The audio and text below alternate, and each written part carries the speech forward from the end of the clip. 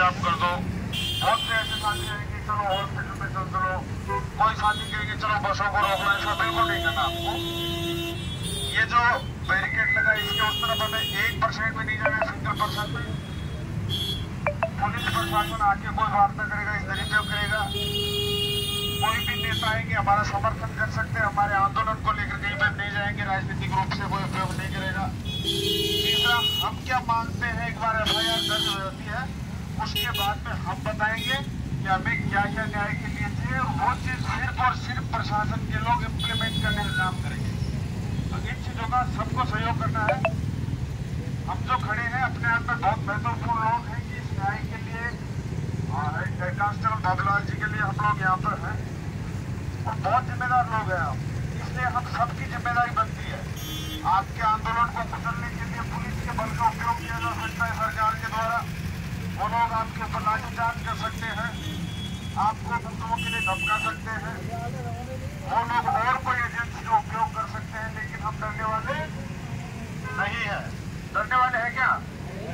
हम डरने वाले नहीं है। हम हिंसा करने वाले हैं क्या? हम लोग को ज्यादा गुस्सा करने वाले हैं क्या? हम पुलिस को और IB के लोगों को बताना चाहते हैं, हम बाबा साहब डॉक्टर अम्बेडकर जी को मानते हैं। बाबूलाल जी ने अपने आत्महत्या करने से पहले सुसाइड नोट लिखा और सुसाइड नोट के पहले पन्ने के ऊपर ऊपर उन्होंने जय भीम लिखा। इसका मतलब जय भीम वाले लोग कानून को मानने वाले हैं और कानून के लोग कानून के माध्यम से ही इन कानून के रखवालों का इलाज करेंगे। जो लोग अपने आप में ये समझने लगे हैं कि हम तानाशाही, हम शासक हैं, जनता सबसे बड़ी शासक होती है, और हम पूछेंगे एक एक व्यक्ति से, एक एक अधिकारी से, जिम्मेदार से कि आपने और कितने लोगों को मारना बाकी है और कितने लोगों की हत्या करना बाकी है आपके द्वारा। दूसरा, हम पुलिस यहाँ पर आती है, बल का प्रयोग करती है, तो हम फूल मंगवा रहे हैं। जितने भी यहाँ पर कर्मचारी हमारे लोगों को यहाँ पर लगाया गया, हम पर हमारे लोगों से लाठी चलवाने के लिए इनकी साजिश है। तो जब भी ये लोग डंडा मारने की कोशिश करें, सब लोग वहाँ पर ज्यादा कोई सड़क पे नहीं जाएगा, भागिए तुरंत हाथों हाथ ऐसे पुलिस वाला डंडा मारे तो हमें फूल उसको पकड़ाकर इस आंदोलन को शांतिप्रिय तरीके से आगे ले जाना है।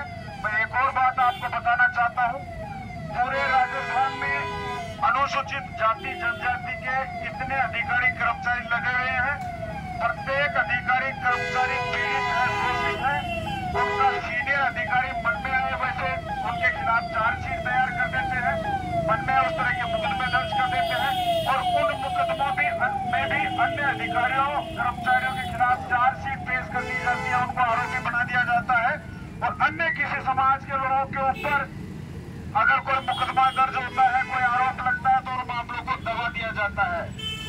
तो हम सरकार से पूछेंगे, जिम्मेदार अधिकारियों से पूछेंगे, आप हमें ये बताएं कि पूरे राजस्थान में अनुसूचित जाति के कितने अधिकारियों के ऊपर तो आरोप लगते हैं और मुकदमे दर्ज होते हैं और कितनों में आप उनको चार्जशीट देते हैं, और साथ ही हमें ये बताएं कि दूसरे समाजों के ऊपर जो मुकदमे लगते हैं कितने में उनके आप चार्जशीट देते हैं और कितनों को आप बरी करते हो। ये जातिवाद का एक प्रकार है, छुआछूत का प्रकार है। हमारे लोग भले सरकारी सेवा में चले जाए, लेकिन उनके साथ जातिवाद होना बंद नहीं हुआ है। इसलिए हम सब लोग इसमें पुलिस वाले लोग यहाँ पर मजबूरन ऑर्डर की पालन जरूर करेंगे, मजबूरन ऑर्डर की पालना करेंगे यहाँ पर खड़े होके। बाकी दिल से, आत्मा से वो लोग भी समझ रहे हैं कि यार आज बाबूलाल बैरवा का मर्डर हुआ है, कल मेरा होगा, परसों किसी और भाई का होगा। ये भी लोग अगर जब डंडा चलाएंगे ना, इनके हाथ कांपेंगे। मेरी बात सुन लो, ये हमारे लोग हैं सारे, हमारे लोगों को आगे कर दिया गया है। आप सबसे मैं निवेदन कर रहा हूँ, नेता बहुत आएंगे यहाँ पर, FIR हो जाती है। मैं एक और बताना चाहता हूँ, यहाँ पर पूर्व उप मुख्यमंत्री आ जाए, मुख्यमंत्री आ जाए, वर्तमान के सांसद आ जाए, MLA आ जाए, परिवार के लोगों को और गांव के लोग, जो मोहल्ले के लोग, रिश्तेदारों को टस से मस नहीं होना है।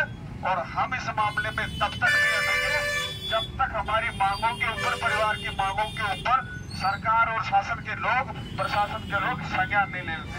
आपको बताना चाहता हूँ, आंदोलन सफल तब होगा जब इसमें हम शांतिप्रिय तरीके से जवाब मांगेंगे।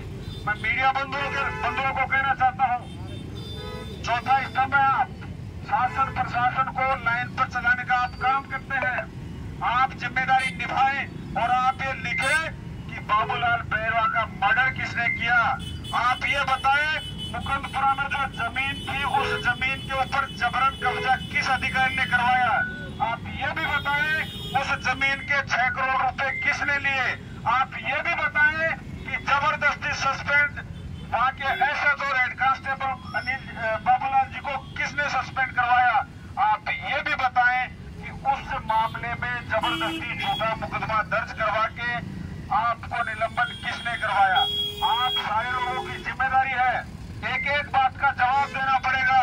कल हमारे लोगों को सुसाइड नोट में वायरल हुआ, उसमें स्पष्ट नहीं लिखा, लेकिन आज हमने समझ लिया है पूर्व में जो मुकदमे चल रहे थे उन मुकदमों को भी रीइन्वेस्टिगेशन करे, जिनमें वो चक्कर लगाते लगाते कोर्ट और अधिकारियों को उनकी चप्पल घिस गई और उन्होंने आत्महत्या कर ली। उन मामलों में भी पुलिस के लोग और सरकार के लोग सुन ले, रीइन्वेस्टिगेशन करवाने का काम करें। जिन मुकदमों की वजह से परेशान होकर बाबूलाल जी बैरवा खत्म हुए हैं, हम सरकार से ये भी कह रहे हैं आप हमें डाटा उपलब्ध करवाएं एक एक चीज कि राजस्थान में कितने अनुसूचित जाति जनजाति के लोगों को माल खाने का आपने चार्ज दे रखा है, आपने मन मर्जी कर रखी है। हम समाज के वो कानाधार लोग हैं, आज भी हमारे घर पे कच्ची रसोई है, लेकिन इस समाज के लिए लड़ने में हम अग्रिम पंक्ति में रहते हैं। हमें कोई पॉलिटिक्स नहीं करनी है, पर हमारे समाज के ऊपर कोई पॉलिटिक्स करेगा हम उनका इलाज करेंगे। अगर कोई सीनियर अधिकारी पद का दुरुपयोग करेगा हम उनका इलाज करेंगे। अगर कोई सोच इसके पीछे लगी हुई है हम उनका इलाज करेंगे। और कोई मनमर्जी गुंडागर्दी